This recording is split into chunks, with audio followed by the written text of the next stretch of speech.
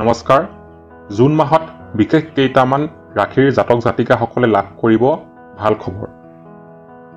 আপোনাৰ যদি এই কেইটা ৰাশিৰ ভিতৰত আছে তেন্তে আপুনি এই জুন মাহত যথেষ্ট ভাল খবৰ লাভ কৰিব।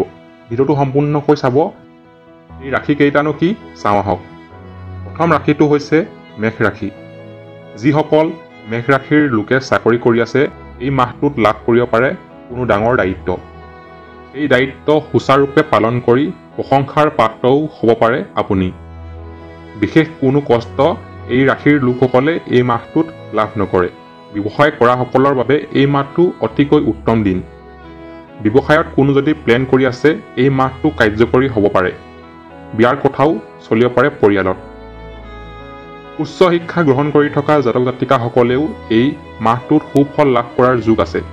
গতিকে এই জুন মাহটো মেষ ৰাশিৰ লোকসকলৰ বাবে অতিকৈ ভাল মাহ। দ্বিতীয় ৰাশিটো হৈছে বৃষ ৰাশি। কাৰ্যক্ষেত্ৰত জুন মাহত বৃষ ৰাশিৰ লোকসকলে ভাল ফলাফল লাভ কৰিব আৰু লগতে প্ৰশংসাও লাভ কৰিব। পদোন্নতিৰ সম্ভাৱনা আছে। আৰ্থিক স্থিতি মজবুত হোৱাৰ লগতে আপোনাৰ মনটো প্ৰফুল্লিত হৈ থাকিব। এই বৃষ ৰাশিৰ লোকসকলে জুন মাহত স্বাস্থ্যৰ ক্ষেত্ৰত নিজকে বিশেষ নজৰ ৰাখক। ব্যৱসায়ীসকলৰ বাবে এই মাহটো আৰ্থিক দিশত যথেষ্ট ভাল।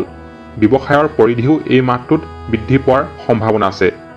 জীৱনসংগীৰ পৰা কিছু দায়িত্ব লাভ কৰিব আৰু সেয়া সুচাৰুৰূপে পালন কৰাৰ চেষ্টা কৰক। বিদ্যাৰ্থীসকলৰ বাবেও এই মাহটো অতিকৈ শুভ। বিদ্যাৰ্থীসকলে ক্ৰীড়া ক্ষেত্ৰত সফলতা লাভ কৰিব। যুৱক যুৱতীসকলে নিজৰ ভুলৰ বাবে পৰিয়াল বা অগ্ৰজসকলৰ পৰা গালিও খাব পাৰে। ইয়াৰ পিছৰ ৰাশিটো হৈছে মিথুন ৰাশি। এই ৰাশিৰ যিসকল জাতক জাতিকাই চাকৰিৰ সন্ধানত আছে তেন্তে জুন মাহত কৃতকাৰ্য লাভ কৰিব পাৰে। ব্যৱসায়ীসকলৰ বাবে এই মাহটো অতিকৈ শুভ। নতুন গ্ৰাহকৰ সৈতে সম্পৰ্ক স্থাপনৰো যোগ আছে। এলেহুৱা মনোভাৱে গা কৰি উঠিব পাৰে যদিও বিশেষ লোকচানৰ সন্মুখীন নহয়। শ্বেয়াৰ মাৰ্কেটত ধন বিনিয়োগ কৰাৰ কথা যদি ভাবি আছে এই মাহটো আপোনাৰ বাবে অতিকৈ শুভ, কিন্তু সাৱধানতা অৱলম্বন কৰিব। আৰু পিছৰ ৰাশিটো হৈছে কৰ্কট ৰাশি। এই ৰাশিৰ জাতক জাতিকাসকলে চাকৰি ক্ষেত্ৰত যথেষ্ট ভাল ফল লাভ কৰিব। বহু দিনৰে পৰা চলি থকা মানসিক অশান্তিৰ পৰা মুক্তি লাভ কৰিব।